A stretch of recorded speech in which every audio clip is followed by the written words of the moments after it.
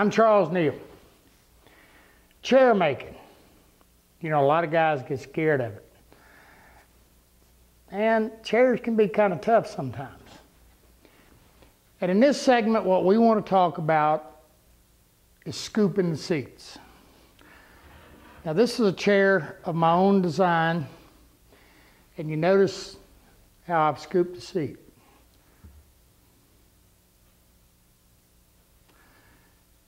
You know, there's nothing more comfortable or more inviting to sit in than a nicely shaped solid wood seat. But with that said, they're not always the easiest thing in the world to shape. And a lot of people get scared and a lot of people get intimidated. In my world, you know, a lot of the old traditional chairs were, you know, the seats were made out of poplar, they were made out of, you know, white pine. Pretty easy to work. You could use, you know, your scorps and your end shaves and adze and all of that to shape them. But in a case like this, where these two, where this is an armchair and this is a rocker, obviously, and they're made out of solid babinga, or over here we've got a Windsor style chair that the seat in it's made out of crotch walnut.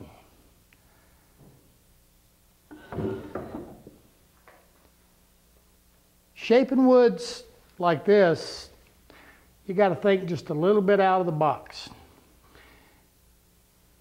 And I'm going to show you how I shape my seats.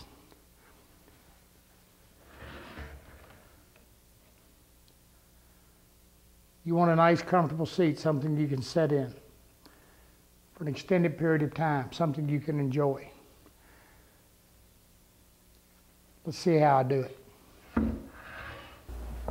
Now, the first thing we got to do is we got to lay it out, figure out, you know, where we're going to do it. And the first thing we got to do is we got to get rid of the majority of the meat, hog it out, if you will. That's probably one of the hardest parts, is getting all the garbage out. Now here's what I did. Here's my seat pattern. And all I did was take my seat blank and I traced it on. Now, you notice that I've bandsawed the front profile, but I've left the sides square. And in a little while you'll see why. Then I also have a pattern that I used to lay on here that defined my inside. This is the area within this parameter that we're going to be scooping. Now the profile we're going to go for is very similar to this right here. It's just going from a center point, scooping out. We'll have a center ridge, which will be right here in the center. We're only going back 4 inches. So I've just taken a magic marker and drawn a center line so I can see it well. Then, because we want, and in this technique, because we want the seat to go from one depth in the front to a deeper depth in the back on an angle, what I've done is I took some CA glue and I glued me 2 little tabs here. And now these tabs, what they're going to do, and the way we're going to do this is we're actually going to start out with a dado blade. And I doubt you've ever seen that. But that's what we're going to do, because we're going to hog out some material. Now for years, what I did was I would use a drill bit. Drilling to the different depths, which is very difficult. That's one of the hardest things people encounter in scooping a seat, is to get their depths even. And then we came up with the dado thing. By doing that, we were able to hog out the material and shape the seat to equal depths. Now the old way, I've got back here, you know, I've done enough of this, and I've got bigger adzes, and I've got big scorps, and this is a small scorp. You know, everything in the world to shape them. But I think you're going to like the way we do this. Now, as you just saw, we just finished doing a bunch of babinga seats. And this is an old cherry seat. And I say old cherry, it's just some cherry been around a good while. Came out of an old barn, so it's got a nice dark patina to it. But then what we did is once we had it laid out, we looked at it, and if you look from this point to this point, because we're going to be putting an arc in here, we don't want to just take a big hunk out of this, which is what the dado is going to do. So we're only able to take the center part. So we're going to go from this point to this point. We may have to adjust a little when we get to the saw. And the same thing over here. What that's going to allow us to do is get rid of this material in the middle. It's also going to establish very nicely our depth. So that's what this is about. This is about the area that I want to hog out, because again, I don't want to mess up my curves here. I just want to take out as much of this center as I can. Now the other thing I've done is this is where I'm going to stop on the back. Now the back of this will also have inside of here a side profile. As the seat comes back, it's going to be sweeping up like this. So I want to make sure I stop. So what I've done is I took this point and I've transferred it to the back, just using a square, so that when we're on the table saw and this is upside down, as we go through, we'll be able to put a mark on our fence to tell us where to stop or cut. Let's go to the table saw and see it happen. All right, my seat blank is 1.5 inches thick. So, and my tabs, the little pieces that we glued on here, they're 1/2 inch. Now that's sufficient. That means that we're going to be 1/2 inch deeper in the back than we are in the front. Now I'm going to start out, and because I usually start about 3/8 in the front. And by the time I add 1/2 to that, I'm at 7/8. Okay, so that gives me, what is that, 5/8 at my thinnest point on my seat. 5/8, 9/16, that's plenty. That'll work fine, especially on this good cherry. Okay, and besides that, we're not, the whole seat's not going to be that way. You'll get to see it. All right, so that's what I've got set up. Now all I've got is my dado blade and my dust collection. I'm good to go. Let's get to it.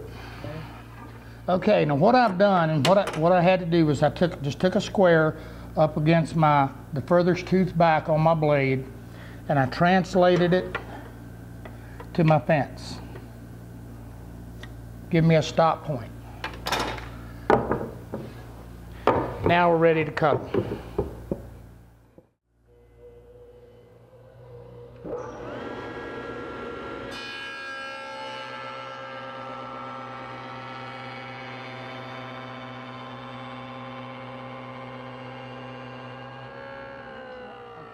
Now here's where I need to adjust or tweak. I haven't even flipped it. But you see what I did? I stopped on my mark. Let's take a look. We did good.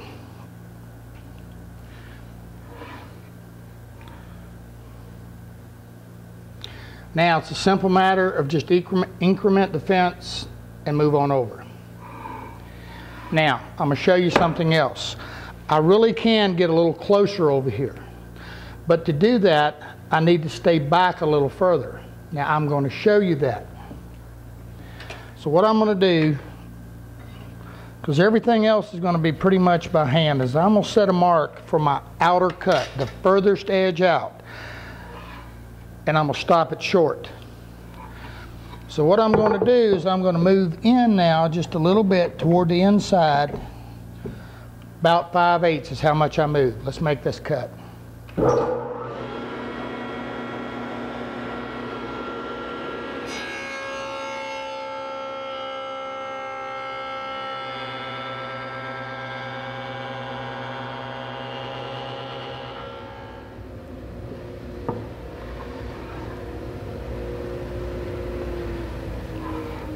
Now you can see why I wanted to stop short. I'm going to be making this radius. Now here's another tip. When you're designing your chair and you're going to make this radius in here, make it pretty large. You don't want a real sharp bend in here. 2 reasons. 1, it's not comfortable, and 2, it's hard to work. This radius allows me to take a 5-inch random orbit sander when it's all said and done and sand down through it, as well as some of the tools we're going to be using to finalize our seat. So again, this pretty much fits that 5-inch random orbit sander. Makes for easy work. Also makes for a good looking chair. Okay, I'm gonna keep on going. Now I'm back to my inside here. So I'm going to come back to my deeper cut.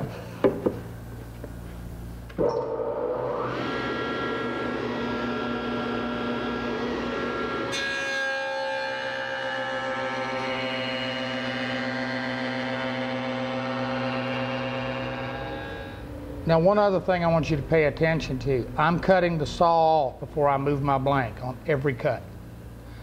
Now I've got a paddle switch that I can just take my knee and cut off. That's a really nice safety feature to have. Okay, but a good dado blade, you know, as long as you just keep it against the fence. If you need to put you a feather board out here, you can. Now the other thing is, just because you got a nice wide dado blade on here doesn't mean you got to take all of it one time. You're taking a lot of material out, and particularly when you get into something like that babinga, that's a lot of cutting.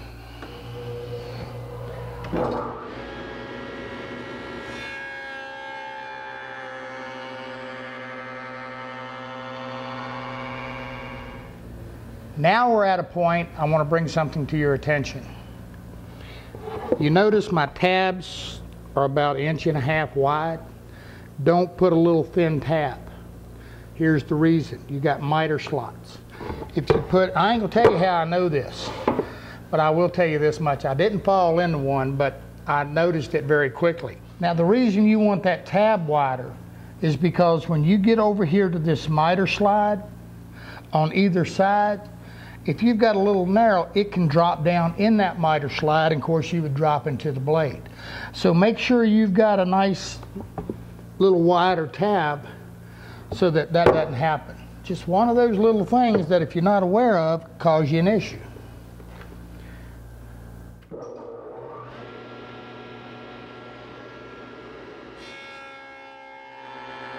I think at this point I could probably actually make another little cut right here because I don't want a whole lot of peak there. Now you see what's happening.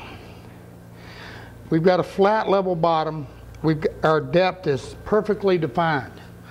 Now if I wanted to put more of an arc in this, then of course by adjusting the height on the dado blade, I could pretty much lay that in there. You know, then we're ready to do our handwork, but we have our depths, our profiles established. Now this is an 8-inch dado, and it's making a really nice curvature in here. That's a very difficult area in the back of a seat. And by doing the stop, it's going to come nice and straight across. Again, by varying how far you go, you can control all of that. Okay, and of course this dado is going to take it out a whole lot faster and easier than you can by hand. So I'm going to make another little cut here, then I'm going to do the other side, and we're going to come back and see how we finish the seat. All right guys, we got a couple things I'm going to show you. This is one of the chainsaw carvers. Now this is called a Lancelot. It's made by a company called King Arthur Tools. And you can see the way they come. Now this one in here is called a Squire. There's two. One is called a Lancelot, one is called the Squire. Squire is smaller. But you can actually do them in tandem. If you look, I've got two. I've got a Lancelot and I've got the Squire inside. Now these babies flat remove some wood. You can get them in various number of teeth on the blades. I prefer the more teeth. I prefer a finer cut. The other tool and the other disc that I like the best for these is called the Galahad. And this is one that's called the Holy Galahad. And you notice the holes in it. Now this is a fine tooth, this is a coarse tooth. Now you can see there's some red sawdust in them. We did all those Babinga chairs using these discs. And they're still going just fine. Now, these things are aggressive and they're quick. And they produce more chips than they produce dust, especially the chainsaw carver. So to use a good dust mask and a shield is a pretty smart idea. I'll give you another hint. If you got an apron, now's the time to get it out, or you will have pockets and shoes full of sawdust. Okay, let's look at this thing. Now, one of the things you'll notice is that I've got the guard on my grinder to where it's staying, anything trying to come back or whatever, my guard is toward me. Now these things cut extremely well. The other thing I do is that I set my guard so that it's down so that I can't inadvertently be jerked or forced back. I've never had that happen, but I always make sure I've got something there to protect.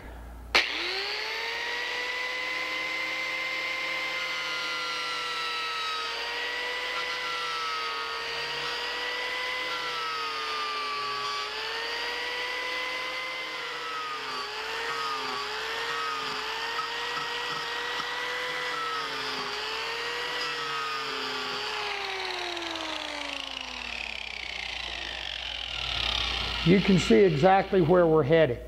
The chainsaw, also by turning it the nice thing about is by turning it, changing the handle, you can actually cut the grooves. You can really take off some wood with one of these. They're used a lot in sculpting wood products, like the guys carving the bears and the trees and logs, and they're used all the time for ice sculptures. They really remove a lot of wood quick. So if you're into free shaping wood, these are pretty nice. Now I'm going to go, because I don't have a lot to remove, I'm going to go to the Galahad. Now the neat thing about the holes in this is that it allows you to really see what you're doing.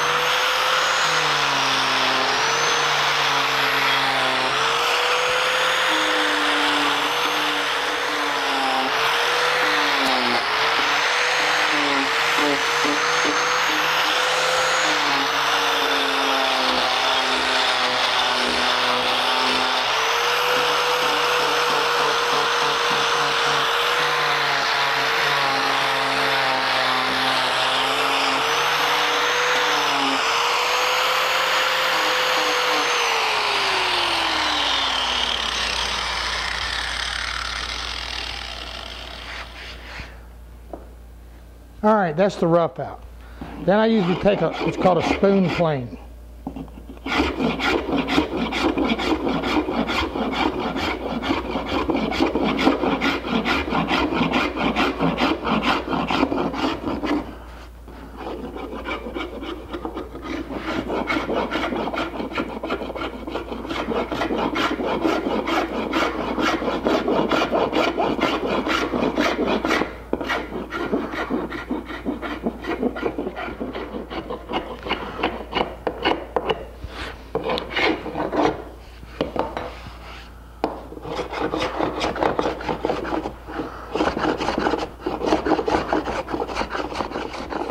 Now, I'm going to switch a disc and show you another way to keep on smoothing. All right, while I'm changing disc, I'm going to show you the Lancelot. You can definitely see the difference in the size and the square. Now what it is, you got two stainless discs and you got the chain. You can buy replacement chains, and they're just, and you can sharpen them just like you sharpen a chainsaw. Just one sets in between the other, just like you see. All there is to it. All right, what I'm going to go with now is called it's a flap sander, and I'll show you that just in a second. Now the flap sander is used exactly like the grinder, except that it's, again, heading toward a smoother surface.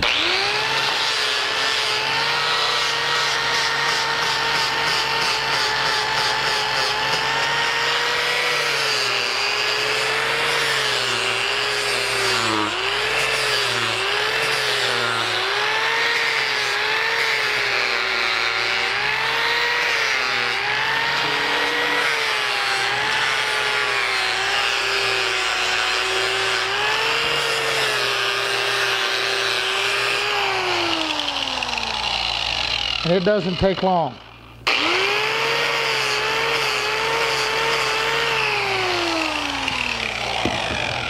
Now you're always going to have just a little bit of lumps and bumps and whatever like that in there.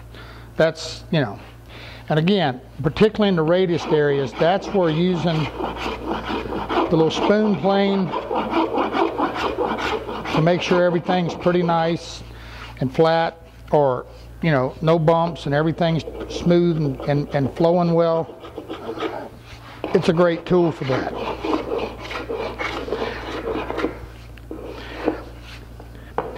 Now, on your center rise, take your hand plane. Now, you saw me earlier take a hand plane and just kind of scoot over my seat. That's going to pick up any high spots or anything like that. You want the center rise to just blend. Blend back. And common sense says you don't want this real sharp.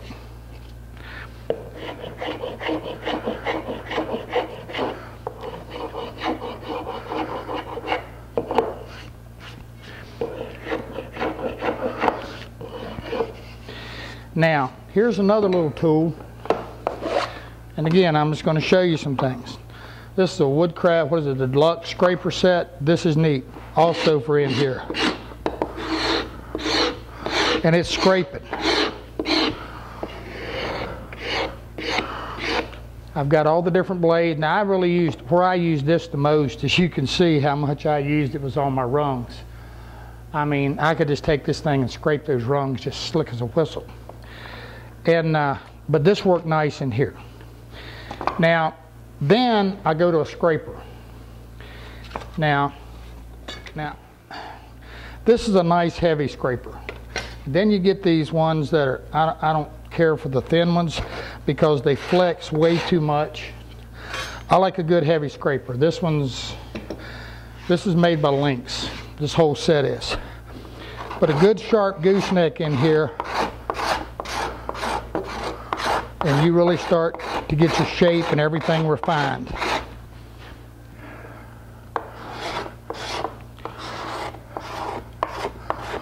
And you can see that happening. Doesn't take a lot. You can also take, again, a good heavy scraper to start working your seat a little bit. And just work whatever direction you want.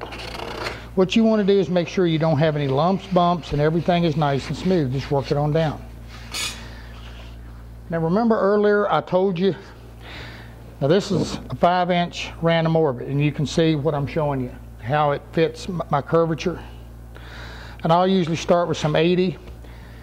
You know, depending upon how rough you are. I've actually, you know, before I got the Galahads and the flap sanders and the good scrapers, I've started with 36 grit.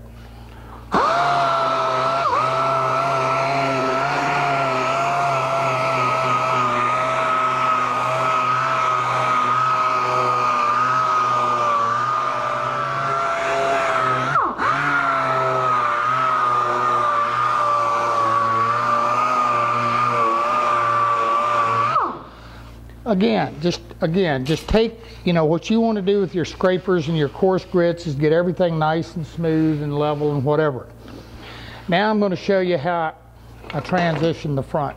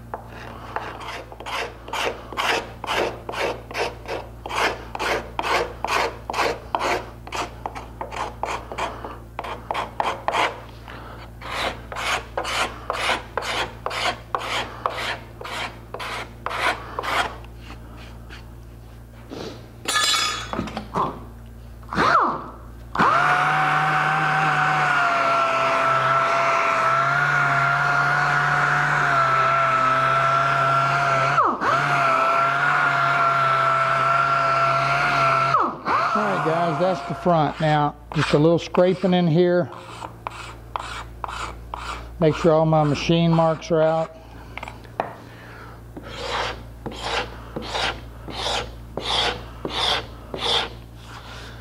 And we're good.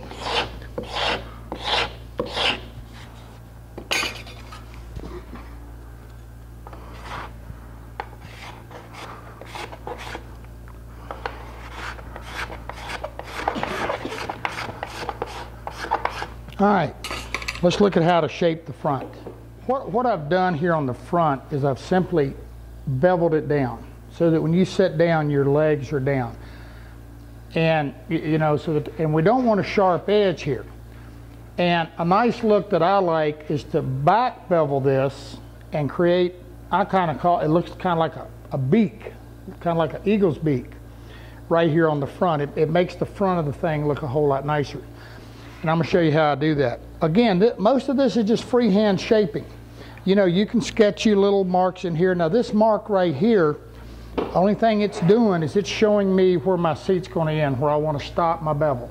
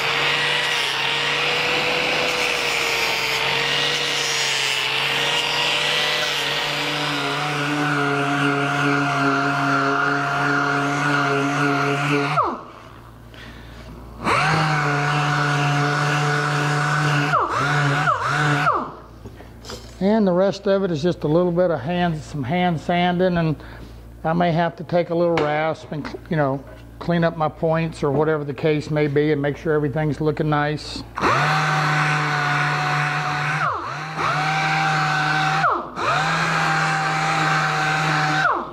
Here's another thing about scooping seats. Scooping seats are like cabriolet legs. If they all look the same, they are the same. Don't get yourself all worked up if everything is perfectly exactly the same. When you lay them out and they look the same, they are. And you know, after a little bit of practice with the grinders and whatever, you can roll through them pretty quickly.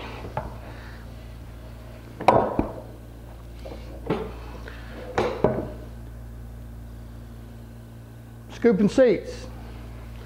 It's not as hard as it once was.